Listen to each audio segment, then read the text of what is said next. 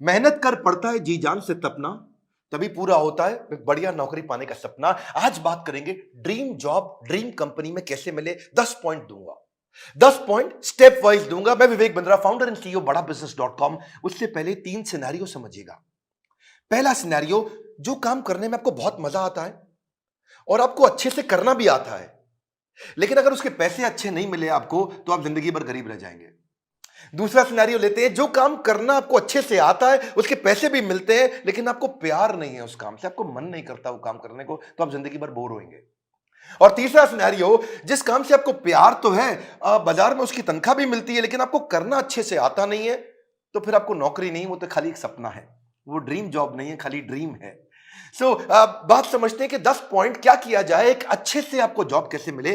पहले जिस कंपनी में आप जॉब चाहते हैं, पहला पॉइंट है उस कंपनी के बारे में रिसर्च करो। उस कंपनी का विजन, मिशन, उसकी लीडरशिप, उसके माइलस्टोन्स, उस कंपनी के बारे में पढ़ लिख लो वहां रिज्यूमे भेजते वक्त।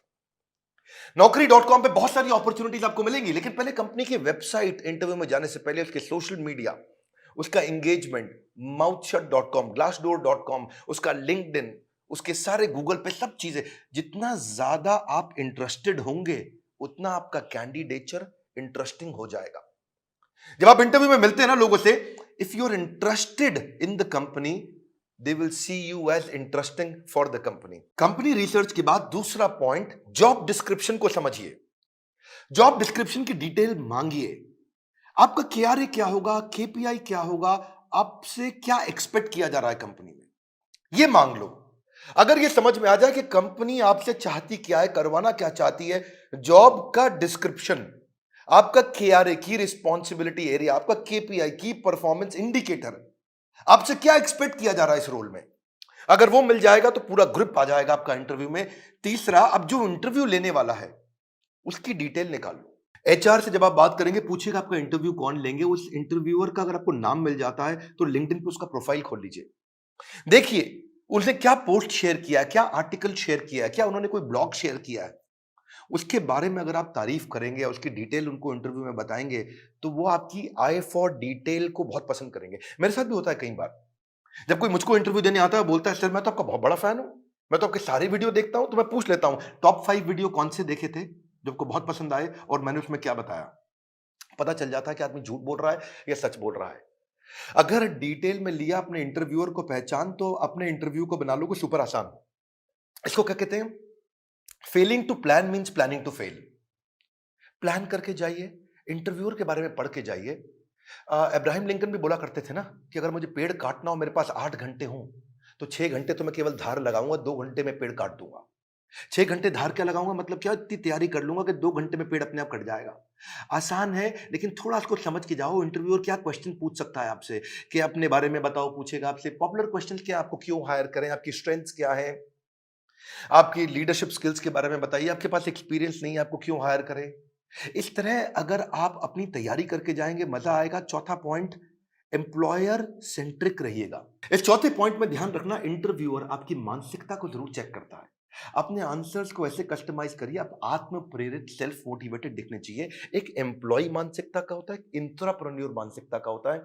हमारे एवरीथिंग अबाउट एंटरप्रेन्योरशिप कोर्स में हम इंट्राप्रेन्योर की बहुत बात करते हैं। एम्प्लॉय वो जो नौकरी करता है, इंट्राप्रेन्योर वो क्यों करता तो नौकरी है, पर उसका बिहेवियर ओनर जैसा होता है।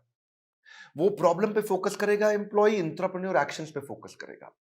वो बोलेगा फैमिली इज माय फैमिली, ये कहता है कि नहीं नहीं, organisation is also my family. वो उसको परिवार की तरह देखता है। वो हार्डवर्क करता है, ये स्मार्ट वर्क करता है। वो कंज्यूमर होता है, ये कंट्रीब्यूटर होता है। एंटरप्रेन्योर आते ही सोचता है मैं ऐसा क्या कर लूं कंपनी में। वो पुश स्टार्ट है, उसको धक्का मारोगे तो काम चालू करेगा। ये सेल्फ स्टार्ट है, अपने आप काम करता है। वो टाइम वेस्ट करता है, ये टास्क वेस्ट करता है। एम्प्लॉय क्या करता है, सुबह 9 से 5, 9 बजे आएगा, 5 बजे निकल जाएगा। ये क्या कहता है, जब तक काम खत्म नहीं होगा तब तक बैठूंगा। काम जल्दी खत्म करने की कोशिश करता है। ये समय के हिसाब से नहीं, काम के हिसाब से काम करता है। इसलिए employee gets paid for the time he spends, intrapreneur gets paid for the value he creates, है ना। तो ये इसको क्या चाहिए, sick leave, casual leave, earn leave, वो leave he doesn't want to leave. तो आपके जो आंसर है ना, वो उससे आपका नेचर, आपका बिहेवियर, आपका कल्चर पता लग जाएगा। ये ब्रेकडाउन में खत्म हो जाता है, ये ब्रेकडाउन में ब्रेक थ्रू क्रिएट कर देता है। ये बिहेवियर नेचर पता चल जाता है। पांचवा पॉइंट, अपना असेसमेंट भी करके जाइए, जो कि आपके इंटरव्यू में दिखाई पड़ेगा। सनातन गोस्वामी चैतन्य महाप्रभु से बोले कि आमी, क्या बात हुआ कि मैं हूं कौन, आप पहचानिए अपने आप को।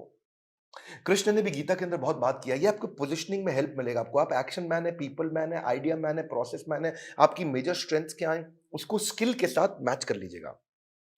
देखिएगा कि जो जॉब डिस्क्रिप्शन है ना, जो मैंने पीछे बताया था आपको, उसमें देखिए कि कंपनी का गोल क्या है, इस जॉब से कौन सा गोल अचीव करने वाले हैं, कंपनी में क्या प्रॉब्लम्स थी जो इस जॉब से वो सॉल्व कराने वाले हैं। और जब आप जाएंगे तो अपने हार्ड स्किल और सॉफ्ट स्किल को जरूर समझ के जाइएगा। ये छठा पॉइंट है। हार्ड स्किल कौन से होते हैं? ये वो स्किल होते हैं जो बेसिकली आप क्वांटिफाई कर सकते हैं, जैसे कि फॉरेन लैंग्वेज हो गया, डिग्री हो गया, सर्टिफिकेट हो गया, मशीन ऑपरेशन हो गया, आपका किसी प्रकार का कोई भी data mining, accounting, programming, software testing, ये सब हार्ड स्किल होते हैं। जिसमें कला आती है। जैसे फाइनेंस के अंदर बजटिंग, बिजनेस प्लानिंग होता है या प्रोडक्ट डेवलपमेंट होता है। लेकिन सॉफ्ट स्किल कौन से? बातचीत कैसे करते हो, आपका टीम वर्क कैसा है, आप डिसीजन ले पाते हो नहीं, लीडरशिप है कि नहीं, मोटिवेटेड रहते हो कि नहीं, सुनते हो ध्यान से कि नहीं, पीपल स्किल है कि नहीं, इंटरपर्सनल फ्लेक्सिबिलिटी, टाइम मैनेजमेंट, ये सारे सॉफ्ट स्किल है। उस तरफ हार्ड स्किल है।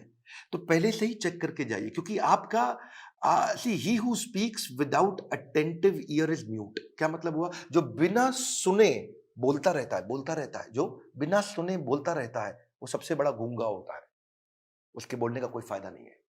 इसलिए आपकी कम्युनिकेशन में सुनिए ध्यान से कि वो क्या डिमांड है आपसे। इफेक्टिव कम्युनिकेशन में 20% is only what you know, 80% is how do you feel about what you know.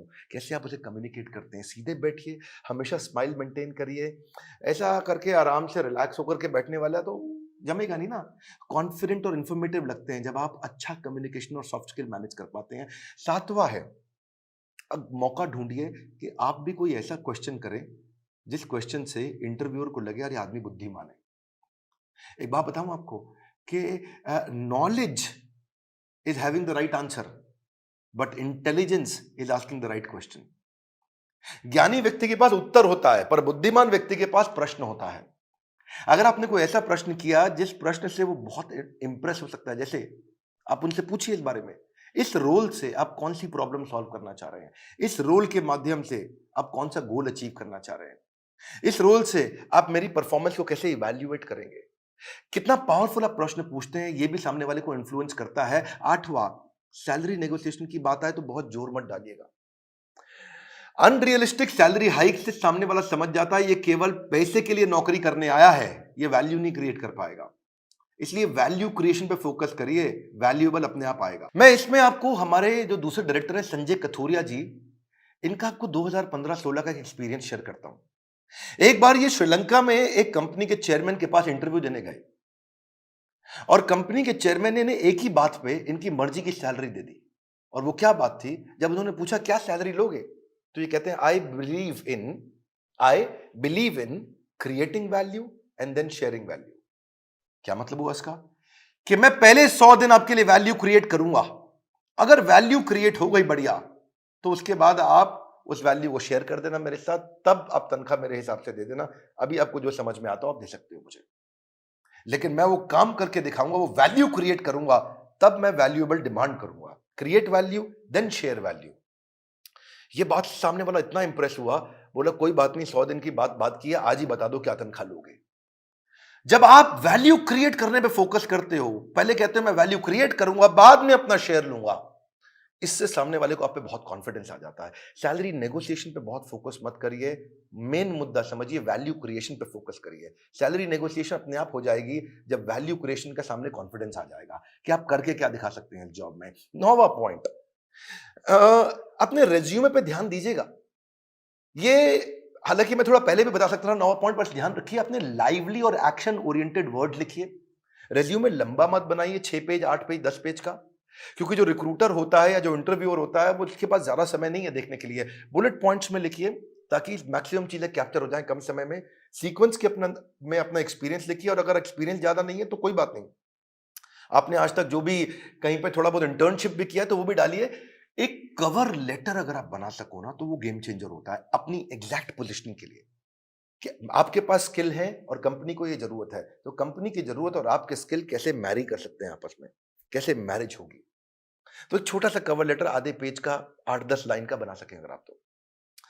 Resume ऐसा होना चाहिए कि सामने वाले को 20 सेकंड में सारी बात समझ में आ जाए। उसको ध्यान से बार-बार देखो ऐसा कि क्या 20 सेकंड में समझ में आ रहा है पूरा रेज्यूमे?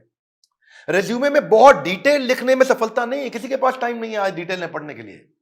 पर रेज्यूमे के अंदर जो हायरिंग मैनेजर है, एक सर्वे बताता है वो 6 सेकंड में डिसाइड करता है इसको बुलाऊं कि नहीं बुलाऊं। तो बड़ा इंपॉर्टेंट है, बहुत ज्यादा एग्जैजरेट ना करें, नहीं तो पर्दा फाश हो जाता है बाद में। बोल्ड और क्लियर और इंपॉर्टेंट अचीवमेंट को साफ साफ तरीके से बता सकें। उसी के अंदर एक रेफरेंस लिस्ट भी डाल दें, जो आपकी integrity, work, decision making, punctuality, flexibility के बारे में कोई रेफरेंस पुरानी कंपनी के या कोई बड़े लोग ऐसे हैं जो आपके बारे में कहने को तैयार हो, तो नीचे लिख भी दीजिए कि ये आपको आपके बारे में ये रेफरेंस, मतलब किसी और व्यक्ति, कोई और व्यक्ति भी आपकी तारीफ करने को तैयार है तो उसका नाम, उसकी डेजिग्नेशन, उसका फोन नंबर लिख दीजिए। इससे भी कॉन्फिडेंस आता है। और फिर भी अगर इंटरव्यू में आप जा ही नहीं पा रहे, आपको इंटरव्यू मिल नहीं रहे हैं, तो हो सकता है कि आप अच्छी जॉब साइट्स पे नहीं हो। मार्केट में धक्के नहीं खाने पड़ेंगे अगर आप अच्छी जॉब साइट्स पे जाओगे।